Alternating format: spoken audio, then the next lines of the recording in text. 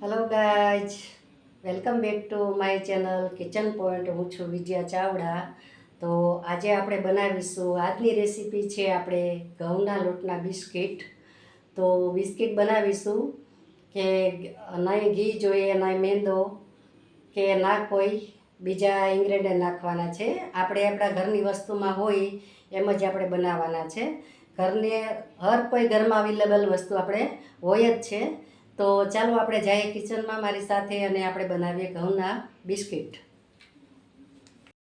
તો આજે આપણે બનાવીશું ઘઉંના લોટના બિસ્કિટ અને ઇઝીલી બની જાય છે અને આપણા બધાના ઘરમાં અવેલેબલ બધી વસ્તુ હોય જ છે. આપણે એ રીતે બિસ્કિટ બનાવીશું.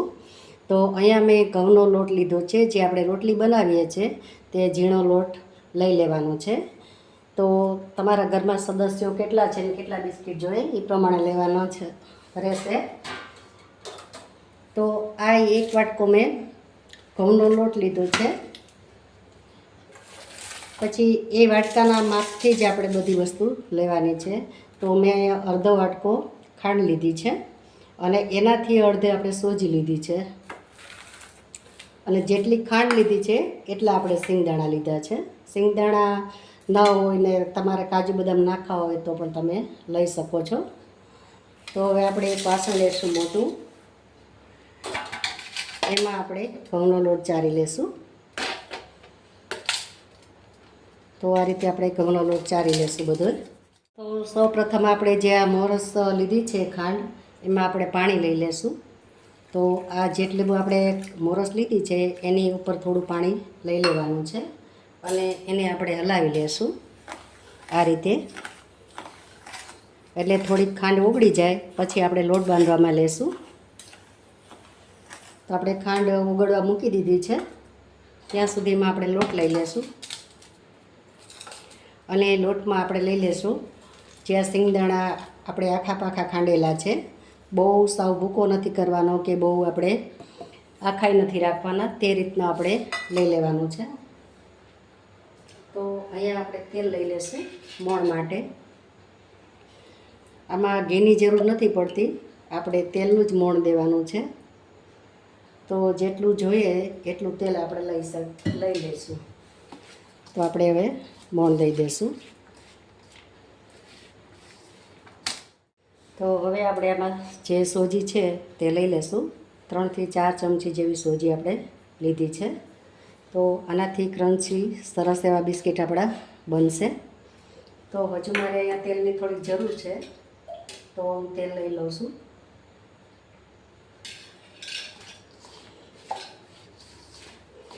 તો આને કેટલું આપણે મોણ દેવું છે ને કેટલું આપણે જોઈશે તેલ, તે તમારા ક્વોન્ટિટી ઉપર આધાર છે. તો અહીંયા આપણે મોણ અપાઈ ગયું છે અને આ મુઠ્ઠી પડે એવું આપણે મોણ લેવાનું છે. તો સરસ રીતે મોણ આપણે અપાઈ ગયું છે અને કણે કણમાં મોણ આપણું દેવાઈ જાય એ રીતે જ આપણે મોણ આમાં લેવાનું છે. તો આપણે જે ખાંડ પલાળી હતી તે ખાંડ લઈ લેશું પહેલાં. જોઈએ એમ આપણે પાણી લઈ અને એનો લોટ બાંધવાનો છે. તો લોટ ઢીલો પણ ન થવો જોઈએ ને બહુ કઠણ પણ ન રહેવો જોઈએ, તે રીતે મીડિયમ બાંધવાનો છે. તો આપણે જોઈશે એમ આપણે ખાંડનું પાણી લેતા જઈશું. હવે લોટ બાંધી લઈશું.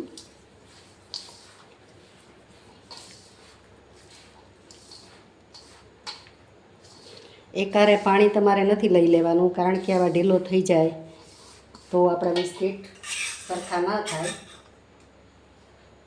તો હવે આપણે થોડાક પાણીની જરૂર પડશે, તો પાણી લેતા જઈશું અને બિસ્કિટનો લોટ બાંધતા જઈશું. તો આમાં કોઈ ખારો કે ઈનો કે કોઈ બેકિંગ સોડા, બેકિંગ પાવડરની કાંઈ પણ જરૂર પડતી નથી. તો આપણે સાદા એવા સરસ રીતે ઘરે બની જાય એવા બિસ્કિટ આપણે બનાવવાના છે અને બધાને ભાવે, નાના મોટા સૌને ભાવે એવા આપણા બિસ્કિટ રેડી થશે. આપણે જે ખાંડનું પાણી કરેલું હતું તે બધું પાણી આપણે લોટમાં એબ્ઝોર્બ થઈ ગયું છે અને એટલું પાણી આપણે લઈ લીધું છે. હવે જો આપણે ઘટશે તો ઉપરથી થોડું પાણી લઈશું. તો હજી આપણે થોડી પાણીની જરૂર છે. તો 2-3 ચમચી જેટલું લેતું જવાનું અને લોટ બાંધતું જવાનું છે, કારણ કે પાણી વધારે ન થઈ જાય તે ખાસ ધ્યાન રાખવાનું છે. તો આ રીતે આપણે બધો લોટ બાંધી લેશું. તો આપણો લોટ બંધાઈ ગયો છે સરસ મજાનો. તો આવી કન્સિસ્ટન્સી આપણે રાખવાની છે. તો તમે જોઈ શકો છો, બહુ ઢીલો નહીં, બહુ કઠણ નહીં, તે રીતનું આપણે રાખીશું. તો અહીંયા મેં લુવા કરીને રાખી દીધા છે. તો આપણે હવે આ પાટલી લીધી છે, પાટલી ઉપર વણી લેશું આપણે. અને બેક નથી કરવાના, આપણે વણી લેશું. બહુ જાડા નહીં, બહુ પાતળા નહીં, એ રીતે વણીને પછી આપણે એના બિસ્કિટ બનાવીશું. તો તમે જોઈ શકો છો, ઇઝીલી સરસ રીતે આપણા બિસ્કિટ પણ વણાઈ જાય છે. બહુ જાડાઈ નથી રાખવાના, બહુ પાતળા નથી રાખવાના, એ બી આપણે. અને આવું વેલણ હોય તો વધારે સારું, કારણ કે તો સરસ રીતે આપણા એક સરખા આપણા બિસ્કિટ બને. તો આપણે વણાઈ ગયા છે. તો મેં આ ઢાંકણું લીધું છે. તમારી પાસે કોઈ પણ બોટલનું ઢાંકણ હોય તો ચાલે, કે કોઈ ગ્લાસ હોય તો ચાલે નાનકડો. તો આ રીતે આપણે બધા બિસ્કિટને શેપ આપી દઈશું.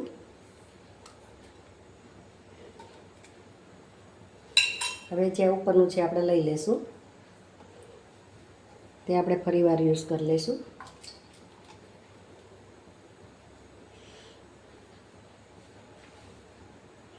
તો આપણે વચ્ચેનો ભાગ કાઢી લીધો છે. હવે અહીંયા મેં એક નાઇફ લીધી છે. તો આપણે એના ડિઝાઇન પાડી દઈશું. ડિઝાઇન પાડવી હોય તો પાડવા, નહીં તો સાદા પણ તમે બનાવી શકો છો, પણ મને ડિઝાઇનવાળા બહુ પસંદ છે. તો આ રીતે આપણે ચેક્સ પાડી લેશું. મેં અહીંયા તેલ પણ ગરમ કરવા મૂકી દીધું હતું, એટલે આપણું તેલ પણ આવી ગયું છે. તો હવે આ બિસ્કિટને આપણે આ રીતે આપણે તવીથાની મદદથી લઈ લેશું અને આમાં મૂકતા જઈશું. તો આ રીતે આપણે મૂકી દઈશું. હાથમાં લેવાય તો હાથેથી તમે મૂકી શકો છો, પણ જો ના ભાવે તો આપણે આ રીતે બધા બિસ્કિટ તવીથામાં લઈ અને આપણે હાથમાં લઈ લેશું. તો આ રીતે બધાય તળી લેશું.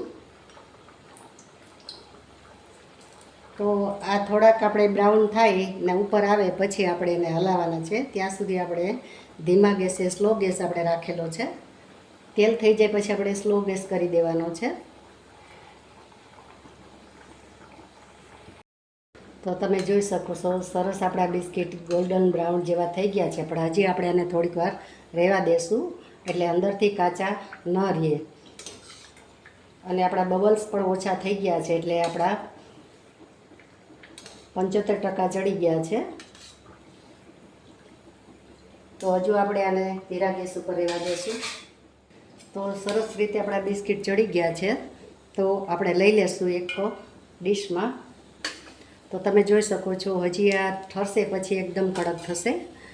જે ઠરી જાય ત્યાં સુધીમાં આપણે બીજા બધા જે બિસ્કિટ બનાવેલા છે તે આપણે તળી લઈશું. આપણે અલગ અલગ ડિઝાઇનના બિસ્કિટ બનાવીશું.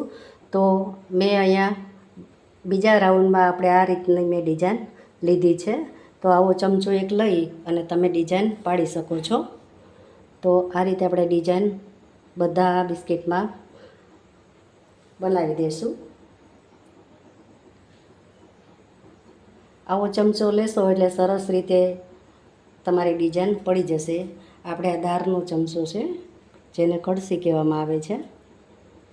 તો આ રીતે આપણે બધી ડિઝાઇન પાડી લઈશું.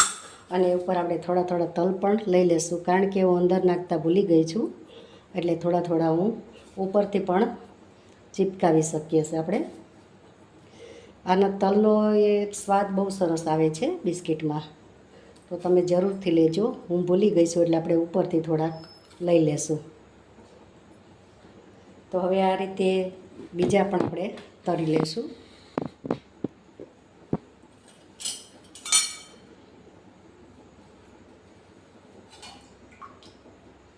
ગેસને ધીરો જ રાખવાનો છે. તો બધા બિસ્કિટ આપણે તળી લેશું. તો મિત્રો અહીંયા મારા ત્રીજા રાઉન્ડના બિસ્કિટ છે. તો આપણે આ રીતે ડિઝાઇન પાડી લેશું. તો તમે જોઈ શકો છો, તવીથાની ઉપર લઈને પણ તમે ડિઝાઇન આમાં લઈ શકો છો, કારણ કે ડાયરેક્ટ આપણે આને તેલમાં મૂકી દેવાય. તો સરસ એવી ડિઝાઇન આપણી પડી ગઈ છે ને આપણે તેલમાં લઈ લેશું. તો આ રીતે બધી ડિઝાઇન આપણે પાડી લીધી છે. તો તમે જોઈ શકો છો. તો આ રીતે પણ ડિઝાઇન તમે લઈ શકો છો, કારણ કે આ પાટલામાં આપણે વણીએ તો તમને ન ફાવે કદાચ. તો આ રીતે તમે તવીથા ઉપર લઈને પણ તમે ડિઝાઇન તમને જેવી ફાવે તેવી તમે પાડી શકો છો. તમને મનગમતી ડિઝાઇન તમે બિસ્કિટમાં દઈ શકો છો. મિત્રો આપણા બિસ્કિટ હવે છેલ્લો રાઉન્ડ છે, એ ચડે ત્યાં સુધીમાં આપણે જે આ બિસ્કિટ બનાવેલા છે ને ફરતી કતરણ જે વધેલી છે તે લોટ છે. તો હવે એને કઈ રીતે બનાવવા તે પણ હું તમને બતાવું છું, કારણ કે આ રીતે આપણે રોલ કરી દેવાનો છે. રોલ કરી અને નાના નાના લુવા કરી અને હાથે પણ આ બિસ્કિટ થઈ શકે છે. તો આ રીતે આપણે અહીં મારે 5 લુવા બન્યા છે. તો આને વણાય નહીં તો કાંઈ નહીં, પણ આ રીતે આપણે હાથે પણ શેપ આપી દઈશું. તો આ રીતે આપણે શેપ એને દઈ દઈશું, એટલે આપણો લોટ વેસ્ટેજ ના જાય. તો આ રીતે આપણે બધાએ રાઉન્ડ કરી દઈશું. તો તમે જોઈ શકો છો, છેલ્લે જે લોટ વધે એ પણ આપણો સરસ રીતે બિસ્કિટ એના બની જાય છે. અને હાથે પણ આ રીતે તમે દબાવી શકો છો. અને આ મારે ઢાંકણું છે, તો એ ઢાંકણાથી પણ આપણે દબાવી દઈએ તો પણ સરસ રીતે આપણા બિસ્કિટ બની જાય છે. તો તમે જોઈ શકો છો. તો આ મેથડ મારી કેવી લાગી તમને તે લાઈક કરજો, શેર કરજો અને સબસ્ક્રાઈબ કરજો અને બેલ આઇકન પ્રેસ કરજો, એટલે મારા નવા નવા વિડીયા સૌ પ્રથમ તમને મળે. તો આ રીતે આપણે બધી. તો મિત્રો તમે જોયું ને કે ઓછી વસ્તુમાં, ઓછા સમયમાં અને ઘરમાં રહેલી વસ્તુમાંથી જ આપણે બિસ્કિટ ઘણા બધા બને છે. તો એમાં ખાસ ટિપ્સ થોડીક ધ્યાન રાખવાની જરૂર છે, કારણ કે લોટ તમે જે બાંધો તે ભાખરીથી થોડો ઢીલો રાખવાનો છે અને રોટલીથી થોડો કઠણ રાખવાનો છે, એટલે પરફેક્ટ તમારા બિસ્કિટ બનશે. અને હા, બીજું કે આપણે જે સિંગદાણા નાખ્યા છે, તો એમાં તમે કાજુ છે, બદામ છે, તમે બધું નાખી શકો છો. પણ આમાં જે ટેસ્ટ આવે છે એ સિંગદાણા બહુ સરસ આવે છે, એટલા માટે મેં સિંગદાણા લીધા છે. બાકી તમે બધું ઉમેરી શકો છો એમાં. તો બીજી ટિપ્સ છે કે હા, તમે વણવા ટાઈમે ખાસ ધ્યાન રાખવાનું છે અને મોણમાં ખાસ ધ્યાન રાખવાનું છે. જો ઓછું મોણ હશે તો બિસ્કિટ તમારા ક્રિસ્પી નહીં થાય અને તળવામાં પણ આપણે સ્લો ગેસ ઉપર તળવાના છે. તો આ બિસ્કિટ સરસ મજાના એવા રેડી થાય છે. તો તમે જુઓ છો, તો મેં બધી ડિઝાઇનના બનાવ્યા છે. એમાં ચેક્સવાળા ચોરસ બનાવ્યા છે અને આપણે જે ડિઝાઇન પાડે બજારમાં મળે છે તે પણ ડિઝાઇન મેં અમે લીધી છે. અમુકમાં ફૂલ બનાવ્યા છે, અમુક સાદા પણ મેં લીધા છે. તો તમારા મનપસંદ તમે ડિઝાઇન બનાવી શકો છો અને ઘરે ઢેર સારા બિસ્કિટ બની જાય છે. તો આ બિસ્કિટ એટલા બધા સરળ અને સરસ રીતે સીધા એવા ક્વોન્ટિટી અને કલર બધી રીતે જો તમે જોઈ શકો છો, બજાર જેવા જ તમને સરસ મજાના બિસ્કિટ ઘરે પણ બનાવી શકો છો. તો જરૂરથી તમે બનાવજો, ટ્રાય કરજો અને ઝાઝા બધા બનશે બિસ્કિટ. તો તમે જોઈ શકો છો, તમને હું બિસ્કિટ પણ બતાવું છું. તો આપણે આ બિસ્કિટ, તો તમે જોવો છો આટલા બધા બિસ્કિટ આપણે એક વાટકા લોટમાં બન્યા છે. અને મેં આ નાના મોટા બન્યા છે, કારણ કે જે પાછળ લોટ આપણે વધ્યો હતો એના નાના મેં મિની બિસ્કિટ બનાવી દીધા છે હાથે જે થેપીને. તો આ હજી બરાબર ઠર્યા નથી, ઠરે પછી જ આ ક્રિસ્પી થાય છે. તો એમાં ઉતાવળ નહીં કરવાની, અને ઠરી જાય હાવ પછી તમારે કન્ટેનર ડબ્બામાં ભરવાના છે. તો મિત્રો તમને કેવો લાગ્યો મારો વિડીયો તે લાઈક કરો, શેર કરો અને સબસ્ક્રાઈબ કરજો અને કોમેન્ટ કરજો. અને મારા વિડીયો અવનવા જોતા રહેજો. અને મળીશું આપણે નવી રેસીપી નવા વિડીયો સાથે. ત્યાં સુધી આવજો. Thank you for watching.